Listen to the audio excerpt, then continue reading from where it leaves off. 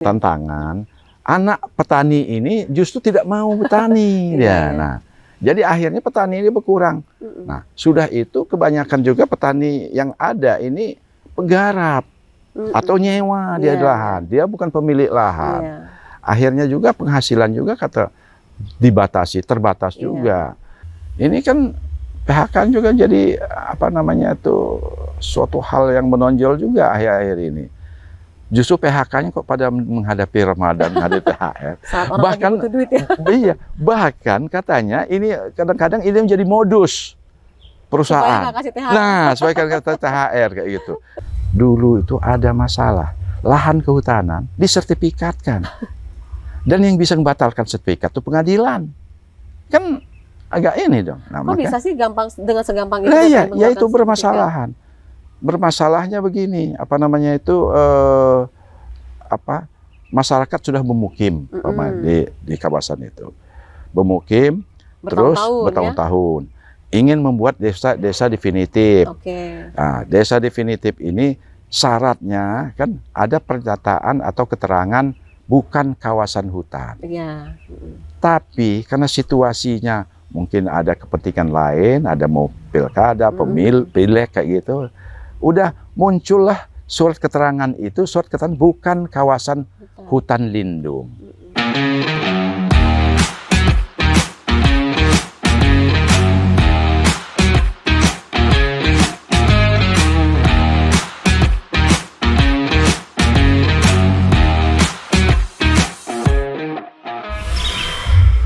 Assalamualaikum warahmatullahi wabarakatuh. Tapi pun pemirsa, kita berjumpa dalam program kami Rilis Corner. Kali ini kami berkunjung ke kediaman Bapak Irham Jafarlan Putra, Ketua DPW Partai Amanat Nasional Provinsi Lampung, juga sebagai anggota Komisi 4 DPR RI. Assalamualaikum Bang. Waalaikumsalam. Sehat ya Bang? Alhamdulillah. Sambil nyore nih kita. Bang Irham, Abang ini kan masuk di Komisi 4 itu membidangi 3 ya Bang ya? 3. Pertanian, kehutanan, perikanan kelautan. Mungkin kita itu bisa ada bulognya juga, ada pupuk-pupuk juga. Oh gitu, ya Bang. Karantina juga, situ badan karantina masuk juga. Karantina masuk juga ya. Pasti kan gini, sudah banyak yang Abang ingin lakukan untuk Provinsi Lampung pastinya, gitu dengan Abang duduk di sana. Mungkin kita bisa minta kasih penjelasan sedikit mulai dari pertanian ya Bang ya. Iya. Yang lagi rame. Gimana Bang? Komisi 4 ini merupakan apa namanya sorotan dalam era kepemimpinan Pak Prabowo. Karena program Pak Prabowo swasembada pangan ini menjadikan skala prioritas. Oleh sebab itu di seluruh Indonesia program-program yang menyangkut swasembada pangan ini didukung dan dipublikasikan sampai kita tujuan untuk swasembada tercapai. Swasembada pangan ini yang menyangkut di Komisi 4 ini ya terus terang masalah pertanian, masalah perikanan, masalah kehutanan. Nah, di Lampung sendiri memang masyarakatnya sebagian besar adalah petani. Ini menjadi objek daripada program swasembada pangan. Nah, di sini kita lihat bahkan baru-baru ini kan di Lampung kan ramai masalah harga singkong. Harga singkong ya saya bawa mereka tuh, saya ini kan ke Komisi 4. Silakan dikemukakan apa. Beberapa pertemuan baik itu yang melalui Dewan, melalui Komisi 4, melalui Kementerian Pertanian sudah diberikan jalan keluar, tapi tidak bisa menembus harapan daripada masyarakat. Masyarakat menghendaki itu singkong ini tidak apapun diterima dengan catatan harganya 1.350 per kilogram. Rafaksi maksimal 15%. Nah, dari pihak pabrik ini agak berat mereka ini ya. Ini belum titik temu. Jadi selalu demo masyarakat petani singkong menuntut untuk bagaimana tidak lanjut dari kesepakatan itu. Tapi apa namanya itu dari pihak pabrik saat ini kan pabrik banyak yang tutup. Iya betul. Banyak Itu yang sengaja tutup. atau gimana tuh Bang Tutut? Ya karena pihak pabrik merasa barangkali mereka rugi Iya, kalau dia iya. mengikuti itu. Di satu pihak kan petani kita ini apa menghadapi Ramadan, Iya. menghadapi Lebaran, Betul. mengandalkan penghasilan dari itu. Iya. Jadi memang agak dilematis juga. Apa kawan-kawan petani singkong apa nge-WA saya, Bang katanya menjerit ini petani singkong, belum ada jalan keluarnya. Iya. Nah, kita sebagai dari anggota dewan yang mendesak pihak eksekutif untuk dapat bagaimana petani singkong ini bisa apa namanya itu layak lah, bisa peroleh produksi yang layak gitu. Nah, salah satu upaya yang sudah terrealisir itu adalah bagi petani singkong ini bahwa petani singkong yang tadinya tidak mendapat pupuk subsidi sekarang masuk dalam kategori bisa menerima pupuk bersubsidi. Nah, mengurangi biaya mereka. Nah, sekarang kan kayak gini. Tadi singkong ini kan pengolahan singkong ini tidak ribet gitu. Jadi bajak, tanam, pupuk, siang, udah nunggu panen kayak itu. Beda dengan susah juga gitu ya. Beda dengan tanaman lain. Bahkan sekarang ada program mengembangkan jagung kan. Jagung kan bahkan kita melibatkan kepolisian kan untuk menanam jagung. Kalau nggak salah di Lampung alokasi itu 5.000 hektar. Nah, tapi bagi petani singkong ini juga agak ini juga mereka kan lahan mereka kan mempunyai masalah sendiri-sendiri. Ada lahan itu yang digarap itu pada saat-saat tertentu waktu itu kurangan air. Pada saat tertentu banjir. Nah, jadi tentunya mereka pada saat kering mereka nanam, belum mungkin sekitar 6 bulan, sudah tanpa air harus dipanen. Nah, buru-buru dipanen, kalau enggak busuk kan ini. Nah, sekarang mereka panen, kadar AC-nya rendah. Kualitasnya beda. Ini yang kadang-kadang pihak pabrik juga menolak dengan harga yang disepakati itu. Tapi kita tetap bagaimana caranya, apa namanya, supaya petani ini tetap bisa menjalankan aktivitas dia sebagai petani singkong, setidak-tidaknya mereka tidak merugi gitu. Ya sekarang kan petani singkong ini biaya tanam aja sudah di atas 10 besar, kan per hektar. Hasilnya belum tentu dia dapat apa. Karena menurut informasi yang kita terima dari petani singkong itu banyak liku-likunya. Mulai dari apa namanya itu angkutan, sudah angkutan itu antri di pabrik, terus ada pungli juga katanya di pabrik itu keamanan segala macam. Nah, belum lagi yang tetek bengeknya itu jadi. Nah, ini petani singkong merasa keberatan. Kita tetap konsisten membela petani singkong supaya dapat mempunyai penghasilan yang layak lah, gitu. Itu dari segi singkong. Sudah itu dari segi yang lainnya padi kita juga banyak program-program dari pemerintah ada pompanisasi, ada optimalisasi lahan ya. Jadi bahkan pemerintah menargetkan tahun ini membuka lahan 2 juta 3 juta hektar lahan baru di daerah timur di Papua tuh. Papua. Ini kan untuk menunjang keberhasilan produksi padi. Bahkan pihak banyak yang dilihatkan ke program dari Menteri Pertanian juga ada mengangkat penyuluh, mendorong pemuda-pemuda untuk ikut serta dalam bidang pertanian gitu. Nah, ini Lampung ini sendiri petani ini merupakan bukan hal yang baru ya, karena memang silsilahnya itu masyarakatnya dari dulu bertani. Nah, yang jadi bukan hambatan, yang menjadi ganjalan itu tantangan mungkin. Tantangan. Anak petani ini justru tidak mau bertani ya. Nah, jadi akhirnya petani ini berkurang. Nah, sudah itu kebanyakan juga petani yang ada ini penggarap atau nyewa dia lahan. Dia bukan pemilik lahan. Akhirnya juga penghasilan juga terbatas juga. Bahkan petani kita punya contoh itu padi nanam padi yang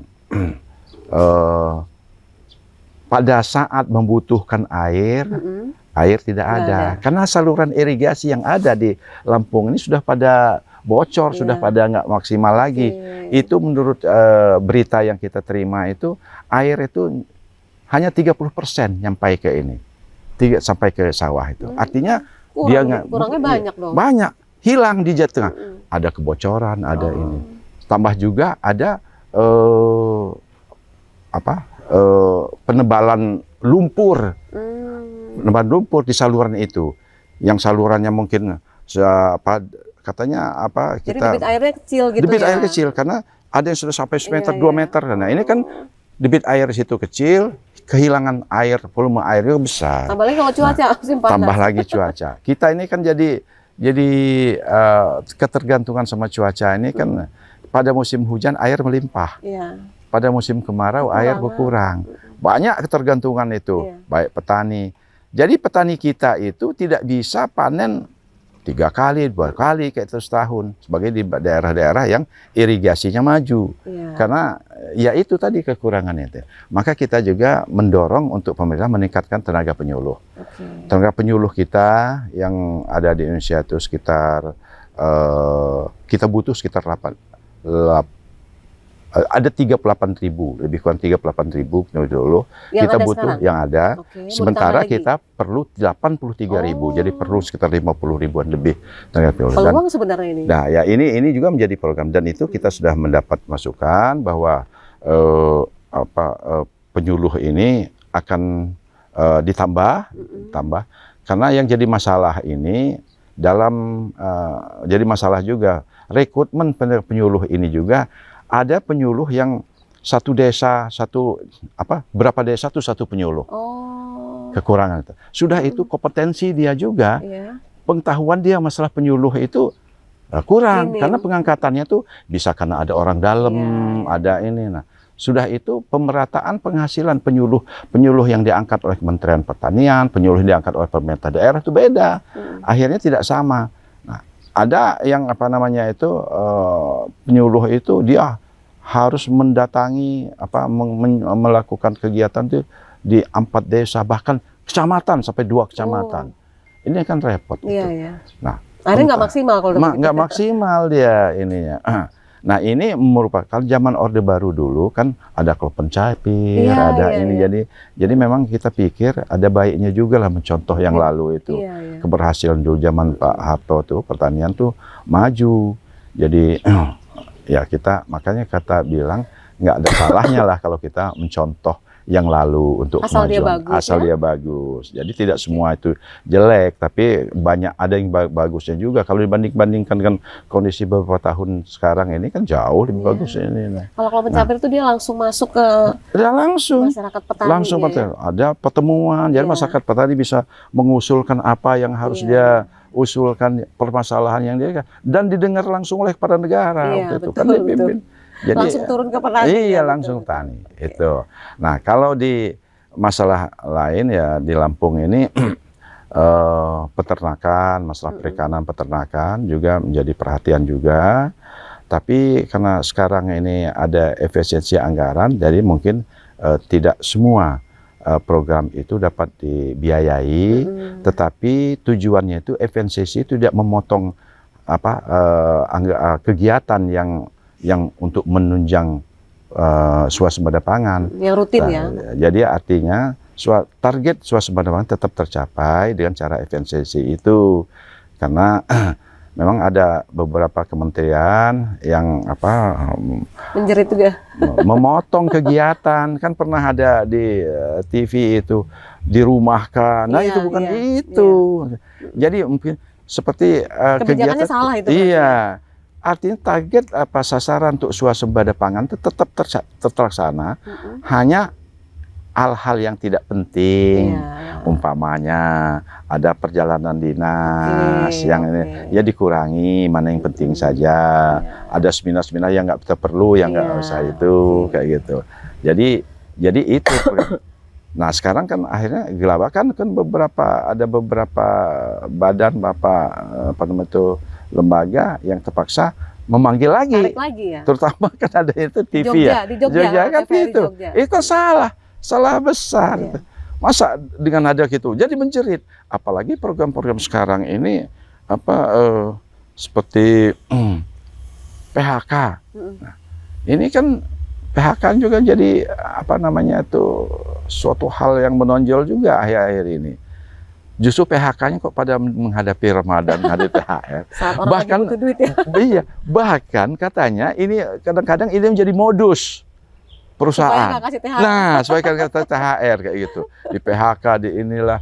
Jadi itu memang agak berat ya pemerintah menghadapi hal kayak gini. Saya rasa itu Mbak, yang kalau mengenai yang kemarin rame-rame ini masalah pagar laut, ya. Pagar laut memang ya ada hal-hal yang di luar nalar gitu kan. Di luar nalar terjadi gitu. Tapi ini sudah ditangani ya, sudah ditangani oleh pihak-pihak berkompeten. Ada laut kok dipagar kayak itu. Saya waktu itu datang ke Bekasi. Wah, ini kok sudah ada bagaimana caranya nancep bambu itu kan pakai alat. Kalau yang di Tangerang itu 30,16 kilometer. Iya. Nah, itu kan sudah itu yang, tapi Komisi 4 menuntut mendesak Menteri KKP untuk mengemukakan aktor di belakang itu. Mungkin nggak itu terungkap. Ya, tergantung niatnya aja. Tapi kan itu si kepala desanya udah jadi tersangka kan? Iya, jadi tersangka tidak berhenti di situ. Kalau tersangkanya itu kan agak aneh gitu. Kepala desa, dia tuh kepentingan kepala desa itu apa di situ kan? Dia hanya mendapat bayaran aja. Jadi korbannya itu jadi. Iya, ini jadi aparatur desa. Maka Komisi 4 menyikapi itu. Tidak hanya berhenti di situ. Kita harus tahu dalang yang sebenarnya siapa. Nah, kenapa nggak bisa menyeret dia ini kayak gitu Tapi itu terus berproses kan, Bang? Berproses, belum ini juga. Cuman mudah-mudahan lah ini bisa terungkap yang sebenarnya gitu. Kita berharap supaya terang gitu di masyarakat mengetahui benar. Karena jujur ya kita lihat bahwa wilayah kita ini khususnya pantai, itu sudah banyak pemiliknya itu, dan mohon maaf pemiliknya bukan orang pribumi.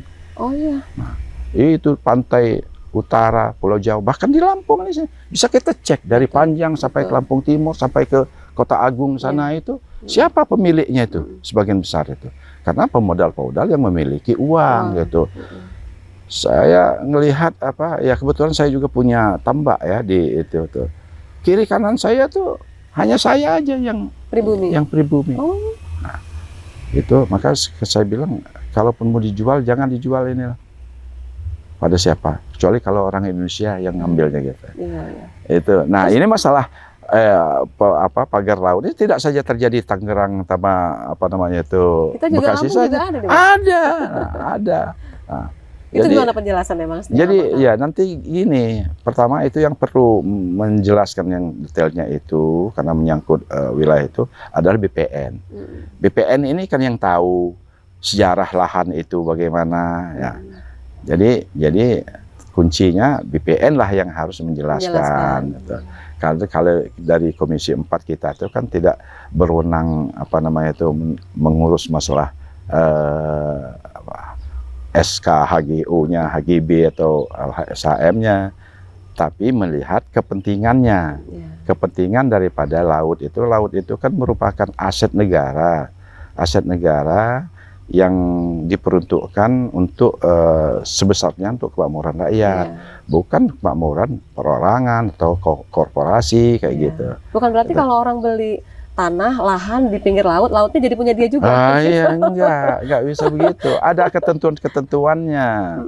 Jadi ketentuan-ketentuan yang harus diikuti. Jadi bukannya orang begitu beli lahan pantai itu udah lautnya berapa mil bukan begitu. Ada ini.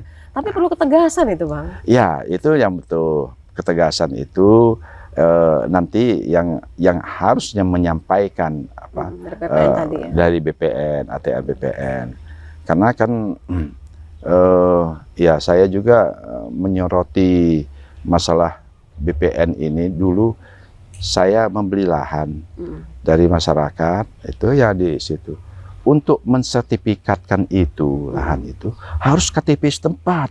Oh, harus orang lokal berarti? Iya, harus punya lokal. Lu bagaimana? Jadi maka saya bilang, apa KTP nasional ini nggak berlaku? Nah, alamatnya maksudnya ya? Iya, domisilinya. jadi memang ada ketentuan itu pembuatan sertifikat pertama loh, itu harus masyarakat setempat. Kalau yang sudah kedua dia udah jual, itu nggak apa-apa. Nah, yang jadi masalah, masyarakat itu ngejual tanahnya belum bersertifikat. Nah, mau disertifikatkan harus ada syarat kayak gitu. Maka banyak kalau kita cek itu kan pakai nama-nama orang, bukan yang pemiliknya gitu, yang ini. Pinjam nama warga. Pinjam nama warga. Tuh. Nah, berproses lah itu. Itu yang apa namanya itu menjadi masalah juga di BPN. Ditambah juga kan apa BPN ini harusnya kan dia tuh mengukur atau apa istilahnya memastikan tanah masyarakat. Saya kebetulan saya dari kehutanan. Dulu itu ada masalah lahan kehutanan disertifikatkan. Dan yang bisa membatalkan sertifikat itu pengadilan. Kan agak ini dong. Nah, kok bisa sih dengan segampang itu? Ya itu bermasalahan. Bermasalahnya begini, apa namanya itu masyarakat sudah memukim di kawasan itu. Memukim terus bertahun-tahun. Ingin membuat desa definitif. Nah, desa definitif ini syaratnya kan ada pernyataan atau keterangan bukan kawasan hutan. Tapi karena situasinya mungkin ada kepentingan lain, ada mau pilkada, pilek kayak gitu, udah muncullah surat keterangan itu, surat keterangan bukan kawasan hutan lindung. Jadi kawasan hutan produksi bisa soal kayak gitu. Padahal kawasan hutan produksi yang diberi kita. Keluarlah SK desa definitif. Udah itu masyarakat kan mulai ini membangun yang dibangun tuh secara umum dulu sekolahan, tempat ibadah kayak gitu, agak repot kan. Nah, di lain pihak ada ketentuan bahwa kawasan hutan itu tidak bisa diduduki, maka mereka tidak bisa memperoleh keterangan penduduk. Itu yang dirasakan sekarang di register 46, 44 yaitu, atau karena mereka menuntut kami sudah 20 tahun, 25 tahun, tapi hak kami sebagai warga negara terabaikan. Nggak ada identitas kejelasannya itu ya? Pemerintah daerah tidak mau memberikan KTP. Karena mau memberikan KTP, dia harus memukim di wilayah di luar kawasan hutan kayak gitu. Berarti di Lampung banyak dong? Banyak ini kan muncul, kita lagi urus itu juga. Daerah pesawaran terutama tuh kan. Jadi masalahnya itu yang paling banyak itu ada di kawasan hutan produksi. Kawasan hutan produksi Lampung ini kan luas ya. Seperti register 47, register 44, register 46, register 45, Sungai Buaya itu. Nah, itu kan sudah banyak masyarakat luar yang masuk menggarap di situ. Jadi diusir udah nggak mungkin bisa. Nggak mungkin, tapi dia sudah punya tempat tinggal di situ, sudah punya rumah permanen. Nah, ini perlu ketegasan. Kita juga nanti mau minta keterangan dengan Kementerian Kehutanan nanti itu. Langkah apa? Ya kalau nggak hapus, jangan ada nama kawasan hutan itu. Jadi tapi jelas. Masyarakat jadi berebut ngambil lahan. Nah, ya itulah. Jadi itu harus ada ketegasan itu tadi ya. Kemarin tuh ada sekitar 25.000 KK. Yang di salah satu register 46 kalau salah tuh, kanan. Di situ sudah ada sekolahan, karena mereka tidak ada KTP untuk ngurus ini aja. Surat keterangan kelahiran, akte kelahiran kan nggak bisa karena di dalam kawasan hutan. Nah, ini yang harus dan ini masalahnya bukan di Lampung saja, di seluruh Indonesia hal-hal kayak gini banyak sekali yang terjadi. Nah, ini karena dari tahun ke tahun tidak selesai, tambah banyak.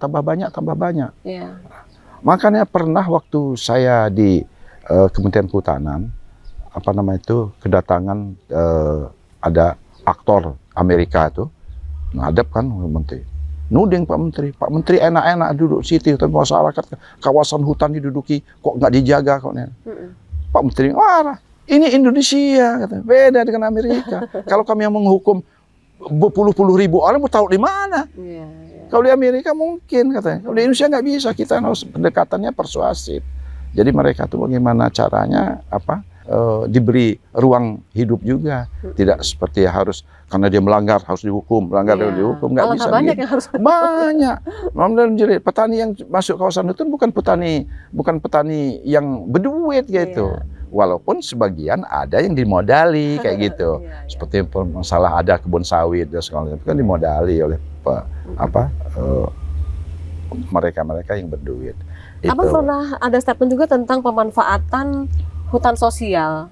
Perhutanan sosial. Perhutanan sosial itu apa ya, Bang? Perhutanan sosial ini itu salah satu program, tujuannya itu memberikan ruang hidup bagi masyarakat di sekitar hutan. Bukan dalam hutan, di sekitar hutan. Artinya dibantu umpamanya dia bisa menanam. Umpamanya di kawasan hutan produksi dia bisa menanam hutan produksi yang nanti hasilnya bisa tebang kayu. Tapi di kawasan hutan lindung dia bisa menanam tapi tidak boleh menebang kayunya. Mengambil buahnya, bunganya, daunnya kayak gitu itu. Nah, ini tahun 2016 misalnya ditargetkan ada 12 juta hektar apa gitu. Tapi dievaluasi tahun 23 hanya terserap itu sekitar 6,5 juta hektar aja. Ini juga banyak yang program ini disalahgunakan.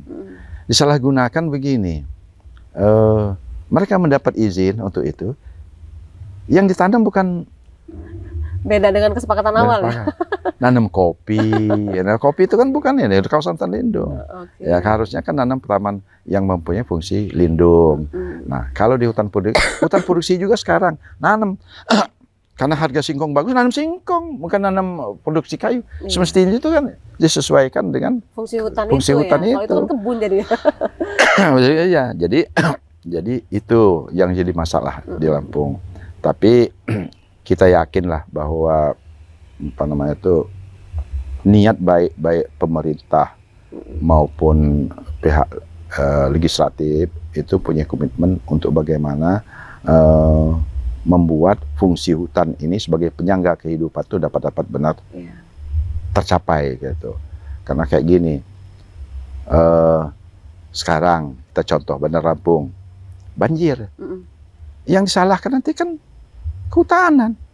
Karena kita lihat di atas tuh sudah pada gundul, katanya sudah pada kiriman gitu ya. Nah, ya kiriman juga kiriman pasti dari gunung. Nah, di kawasan puncak itu sudah ada villa segala macam itu kan yang semestinya kawasan lindung. Nah, di sini juga kayak gitu. Nah, mau bilang apa kalau sudah banjir kayak gitu? Jadi memang dari awal itu perencanaan itu sudah harus menjangkau beberapa tahun yang lalu. Memberi izin pemerintah daerah, beri izin pemerintah pengupasan apa namanya istilah itu. Dilihat dulu kalau ini dibuka, dikupas, lihat pengaruhnya ada apa kayak gitu. Jadi tidak sembarangan kayak itu, ada kajiannya. Jadi sehingga tidak memberikan stempel kepada masyarakat tuh bahwa pembangunan ini hanya diberikan atau memberi manfaat kepada sekelompok orang saja. Kita kan lihat itu aja di Lampung. Karena kita berada di Lampung. Di provinsi lain juga sama. Jadi masalah yang sama ya? Sama. Jadi ya itulah gitu loh, Mbak. Berarti artinya masih cukup banyak PR-PR pemerintah. Banyak PR-nya ini. Jadi memang itu dan terus program yang menyangkut perut rakyat ini agak perlu kehati-hatian. Yang urusan perut ini orang kadang-kadang rela berkorban nyawa sekalipun untuk dapat mempertahankan hidup. Jadi nggak bisa sembarangan sembrono gitu membuat program itu.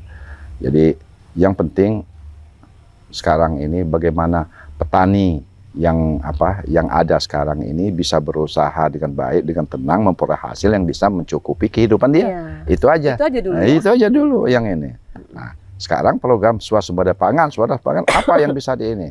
Ada padi tanam, ada kebun jagung, apa sawit, apa yang kira-kira bisa memberi penghasilan. Nah, petani ada satu, Mbak. Petani kita ini di Lampung ini kadang-kadang menjadi korban publikasi komoditas. Artinya apa? Sekarang harga sawit bagus, wah berlomba-lomba. Iya. Dia ada lahan 2 hektar tanamnya sawit. Iya. Dia lupa bahwa sebelum sawit ini menghasilkan dia perlu hidup, perlu kebutuhan.